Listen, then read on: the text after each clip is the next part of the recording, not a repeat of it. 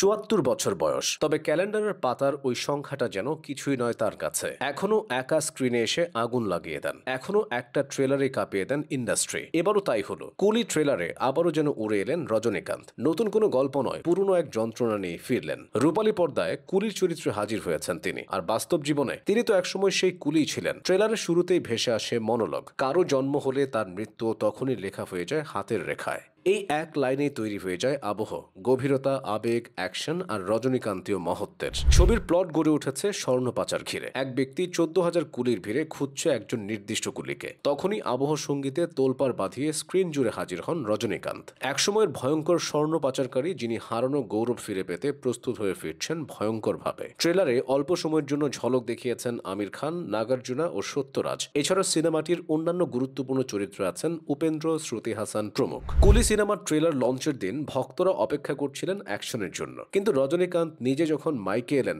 সবাই থমকে গেলেন। তিনি বললেন, আমি নিজেও কুলি ছিলাম, বাসের কন্ডাক্টর ছিলাম, পয়সার জন্য অপমান সহ্য করেছে। একবার কলেজ বন্ধু আমাকে চিনতে পারেনি, আমাকে ২ টাকা দিয়ে বলেছিল লাগেজ তুলে দে। এই কথাগুলো বলতে বলতে তার চোখ ভিজে আসে। ৭৪ বছরের পুরনো বুকে তখনও সেই বেদনা টাটকা। কুলি সিনেমার প্রচারে যখন সবাই কাঁপছে অ্যাকশনে, তখন রজনীকান্ত কাঁপিয়ে দিলেন হৃদয়। যিনি কাইথি বানিয়েছেন, যার বিক্রম হয়ে উঠেছে আইকনিক, সেই লোকেশ কঙ্গরাজ এবার রজনীকান্তকে নিয়ে বানিয়েছেন কুলি। তার ক্যামেরা, তার গ্রিপ, তার ক্লাসি চিত্রনাট্য, সবকিছু মিলিয়ে আবারও থালাইভার জাদু ছড়ানো অবধারিত।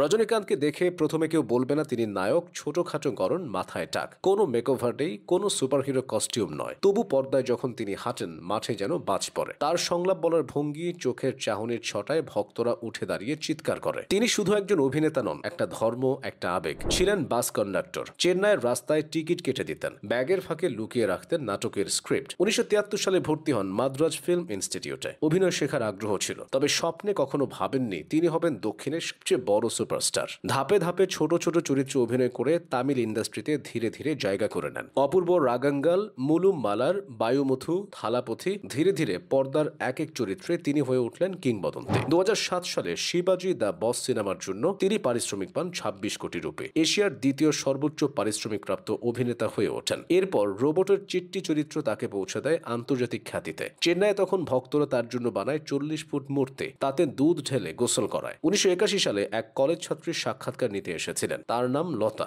মাত্র ১৫ মিনিটের প্রেমে পড়েন রজনীকান্ত। সেদিনই বিয়ের প্রস্তাব দেন। আজও সেই সম্পর্ক টিকে আছে। তাদের ২ মেয়ে, ঐশ্বরিয়া ও সৌন্দর্য। ঐশ্বরিয়ার স্বামী ছিলেন আরেক সুপারস্টার ধানুষ। তামিলনাড়ুতে আজও অফিস বন্ধ হয়ে যায় যেদিন রজনীকান্তের সিনেমা মুক্তি পায়। স্কুল কলেজ ছুটি পড়ে, কারণ সবাই হলে যাবে। এমন ফ্যান ফলোইং শুধু তারই আছে। তার সিনেমায় গল্প নিয়ে কেউ ভাবে না, তারা জানেন থালাইভা স্ক্রিনে মানে তৃপ্তি নিশ্চিত। ৭৪ বছর বয়সেও কুলির শুটিং এ নাচছেন, লড়াই করছেন, ডায়লগ ছুটছেন। এই যেন রক্তে আগুন জ্বালানো এক প্রতিজ্ঞা। কোরিওগ্রাফার যখন বলেন আপনি উড়িয়ে দিন, রজনীকান্ত তখন মুচকি হেসে বলেন, আমি ১৯৫০ সালের মডেল ভাই, অনেক রাস্তা পাড়ি দিয়েছি, যন্ত্রপাতি বদলেছে অনেকবার, একটু আস্তে চালান। এই আত্মবিশ্বাস, এই আত্মসচেতনতাই তাকে কিংবদন্তি বানিয়েছে। রজনীকান্ত মানেই রূপকথা। যখন রজনীকান্ত হাঁটেন, পেছনে পড়ে থাকে সময়। যখন তিনি কথা বলেন, তখন গোটা ইন্ডাস্ট্রি থেমে শোনে তার গল্প, কারণ থালাইভা কখনো ফুরিয়ে যান না।